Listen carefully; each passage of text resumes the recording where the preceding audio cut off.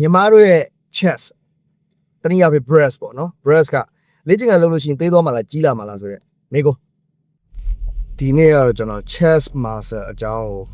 ကားလေးမောင်းနေနေစဉ်းစားလို့ရသလောက်ပေါ့နော်ခေါင်းထဲမှာရှိသလောက် sharing လုပ်ပေးမှာဖြစ်ပါတယ်အဲ့တော့ chest muscle ဆိုတာကယောက်ျားလေးမှာဆိုလို့ရှိရင် pectoral ယောက်ျားလေးမှာပဲဖြစ် main ကလေးမှာပဲဖြစ် anatomy ကြီးကတော့တူတူပဲပေါ့နော်အဲ့ဒါမှပြီးပြန်ပြီးခွဲပြောပြမယ် pectoral muscle လို့ခေါ်တာပေါ့ pectoralis major နဲ့ pectoralis minor ဆိုပြီးရှိရသူ့ရဲ့insertion origin တွေကသူ sternum costal မှာချိတ်ပြီးတော့နောက်ချောင်းကဆိုလို့ရှိရင်ကျွန်တော်တို့ bicep မှာပါသွားချိတ်ထားမျိုးရှိတယ် okay အဲ့တော့ဒါကတော့ anatomy အရာပေါ့ okay အဲ့တော့ကျွန်တော်တို့ပြောရမှာဆိုလို့ရှိရင် chest muscle ကြီးထွားဖို့ဆိုလို့ရှိရင်ကျွန်တော်တို့ရဲ့ဒီ chest ကြီးကို chest press လုပ်ကြရဗျာ chest press လုပ်တယ်ဆိုတော့ရည်ရွယ်ချက်ကိုပါလဲဆိုလို့ရှိရင် sternum ကနေ bicep ကြားထဲမှာရှိတဲ့ window ကိုချဲ့လိုက်တာဖျဲလိုက်ခြင်းအဖြစ် muscle damage ဖြစ်တယ် muscle contraction ရတယ် muscle eccentric ရတယ်အဲ့ချိန်မှာ muscle တွေက develop ဖြစ်တယ်muscle repair ဖြစ်ပြီးပြန်ပြီးတော့ muscle build up ဖြစ်တယ်ပေါ့ဗျာအလွယ်ပြောရမယ်ဆိုလို့ရှိရင် muscle တွေကို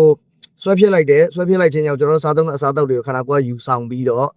ဒီကြွက်သားတွေကိုပြန်လဲပြုပြင်တယ်ပြုပြင်တာမှာသူကရိုးရိုးမပြုပြင်မဲနဲ့အရင်အထက်ပိုကောင်းအောင်အရင်အထက်ပိုတန်မအောင်အရင်အထက်ပိုကြီးအောင်ပြုပြင်လိုက်တာဖြစ်တဲ့အတွက်ကျွန်တော်ရဲ့ကြွက်သားရင်ဘတ်ကြွက်သားတွေကကြီးလာတယ်ဒါတော့ယောက်ျားလေးအကြောင်းပေါ့နော်တိတ်ဘာမှများများဆဆပြောစရာတိတ်မရှိဘူးရိုးရှင်းတယ် muscle damage ဖြစ်တယ် muscle recovery ဖြစ်တယ် muscle build up လုပ်လိုက်တယ်ဒါပဲ okay အဲ့တော့အမြဲတမ်းကျွန်တော်လာမေးတဲ့main ကလေးမှာရှိတယ်ဘယ်လိုအရွယ် main ကလေးတွေလဲဆိုလို့18ကနေ25ကြားလောက်မှာမေးတဲ့ main ကလေးတွေကမေးခွန်းကပါလဲဆိုလို့ရှိရင်ညီမတို့ရဲ့ chest တနည်းအားဖြင့် breast ပေါ့နော် breast က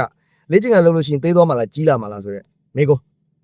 အမြဲမေးကြတယ်အဲ့တော့လေ့ကျင့်ခန်းလုပ်လို့ရှိရင် chest နဲ့ breast ကသေးလာမှလားကြီးသွားမှလားဆိုလို့ရှိရင်ကျွန်တော်ဒီနေရာမှာဖြေပေးရမှာဆိုလို့ရှိရင်မိမိလုပ်တဲ့ workout နဲ့မိမိစားသုံးတဲ့ meal plan ပေါ်မှာအများကြီးbasically ကြာဘာကြောင့်လဲဆိုလို့ရှိရင်အကယ်မိမိက fat loss လုပ်မယ်အစီချမယ်အစားအသောက်ကိုလည်း calorie deficit စားမယ်ပြီးတော့လို့ရှိရင် training ကိုလည်း high intensity တွေလုပ်မယ်ဆိုလို့ရှိရင်တေချာပေါက်ခမရ size ကဘယ်လောက်ကြီးခမရရဲ့ရင်ဘတ်ကသေးသွားမှာပါအဲ့တော့ gym ဆော့လို့ရင်ဘတ်ကြီးလာရဆိုတာတကယ်တမ်းတော့မရှိပါဘူး main ကလေးမှာက breast က mammary gland လို့ခေါ်တယ် fat gland နေနဲ့ဖွဲ့စည်းထားတာပါဆိုကြပါစို့ဒီ breast တစ်ခုလုံး fat တွေပါအဆီတွေပါအဲအကြောင်းမိတ်ဆွေတို့မြင်ဘူးကြလိမ့်မယ်စင်ပေါ်မှာတက်ပြိုင်တဲ့အမျိုးသမီး physics ပြိုင်တဲ့သူတွေ body building ပြိုင်တဲ့သူတွေဆိုရင်ရင်ဘတ်မရှိကြပါဘူးပြားကတ်သွားပါတယ်အဲ့တော့တို့ကဘာလုပ်ရလဲဆိုလို့ရှိရင်ဒီဟာကို professionally အတမွေးဝမ်းကြောင်းပြုမဲ့သူတွေဆိုလို့ရှိရင် silicone ထည့်ကြပါတယ်ပြီးတော့လို့ရှိရင်တခြားတော့တို့ therapist တွေရှိတာပေါ့နော်အဲ့ဒါတွေလောက်တာတွေတော့ရှိတာပေါ့ဒါကတော့ main ကလေးပိုင်းဆိုတော့ကျွန်တော်လည်းအဲ့လောက်ကြီးကနနာတော့မပြောလို့ပါဘူး okay အဲ့တော့ဒါတခြားမှာအဲ့တော့ဒီ fat cell တွေကကြီးလာဖို့ဒါပေမဲ့ခန္ဓာကိုယ်ပေါ်မှာကျတော့ခန္ဓာကိုယ်ကလုံးဝသေးသွယ်ပြီးတော့လှပဖို့ဆိုလို့ရှိရင်ဒီလှုပ်လို့မရဘူးလားဆိုလို့ရှိရင်ရတယ်ဒါပေမဲ့ဘယ်လိုရရလဲဆိုလို့ရှိရင်ကျွန်တော်တို့က healthy ဖြစ်မဲ့ body ကိုတည်ဆောက်ရမယ် healthy ဖြစ်မဲ့ body ဆိုတာကျွန်တော်တို့ဗမာလိုဆိုကြားဘူးရမလား34 24 36တို့ပါတော့အဲ့လိုမျိုးစသဖြင့် healthy ဖြစ်တဲ့ body ကိုတည်ဆောက်အဲ့ healthy ဖြစ်တဲ့ body က lean ဖြစ်လို့မရဘူးဟာအဲ့ဆိုကျွန်မချင်းမဆော့အောင် no ဆော့ရမယ်ဘယ်လို window နဲ့ဆော့ရမလဲဆိုတဲ့ဟာကိုကျွန်တော်ရှင်းပြ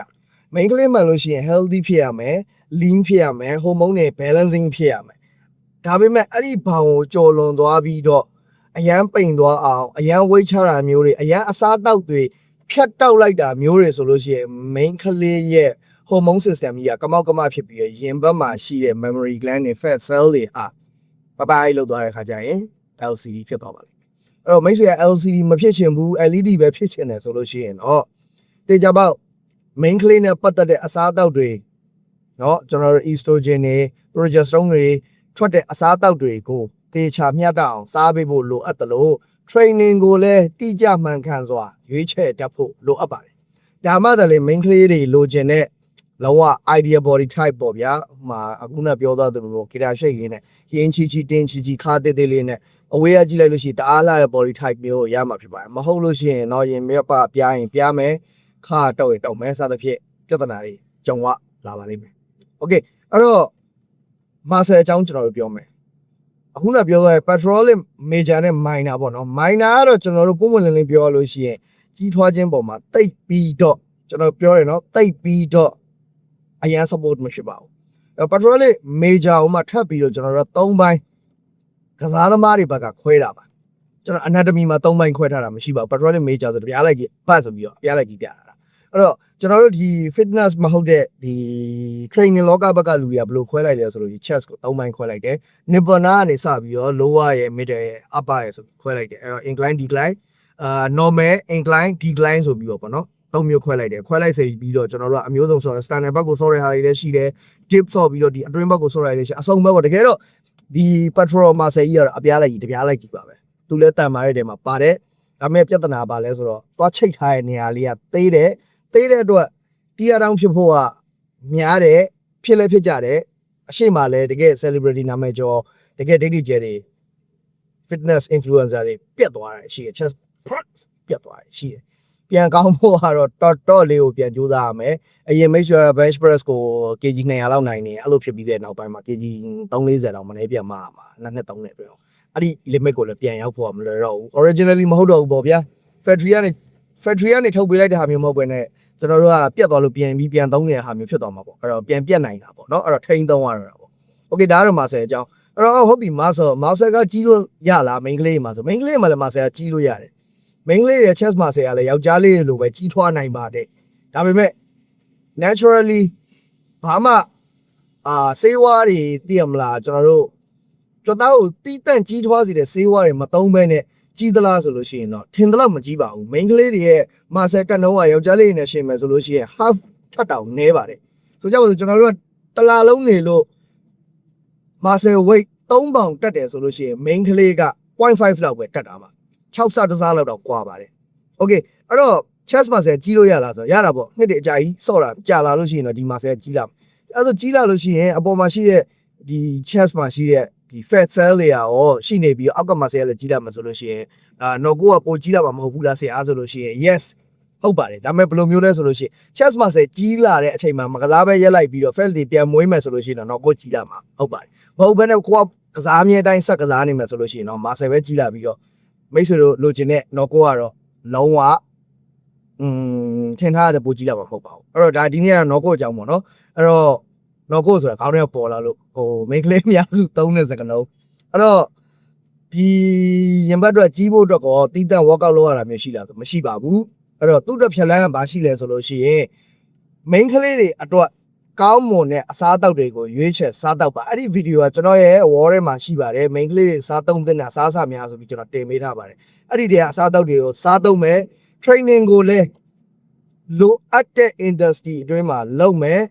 ကောင်းကောင်းအိပ်မယ်အနားယူမယ် recovery ကောင်းကောင်းမွေးမယ်ဆိုလို့ရှိရင်မိတ်ဆွေတို့လိုချင်တဲ့ညီမတို့အမတို့လိုချင်တဲ့ ideal body type ဖြစ်တဲ့ guitar shape လေးကိုရသွားမှာဖြစ်ပါတယ်မဟုတ်ဘဲနဲ့တော့အမှောင်ထဲမှာမျက်မှန်အမဲကြီးတက်ပြီးတော့လမ်းလျှောက်နေမယ်ဆိုလို့ရှိရင်တော့ကိုလိုချင်တာတခြားကိုဖြစ်လာတာတခြားတွေဖြစ်တတ်ပါတယ်အဲ့တော့အတက်နိုင်ဆုံးကတော့ကျွန်တော်တို့ဒီဘက်ခေတ်မှာကတက်ရောင်ဝါ social media king တွေပေါ်လာပါတယ်တက်ရောင်ဝါ social media king တွေဆိုတာဘာလဲဆိုလို့ရှိရင် AI trainer တွေပေါ့နော် AI လေးကိုစာလေးတော့ပို့လိုက်တယ်ဖတ်လိုက်တယ်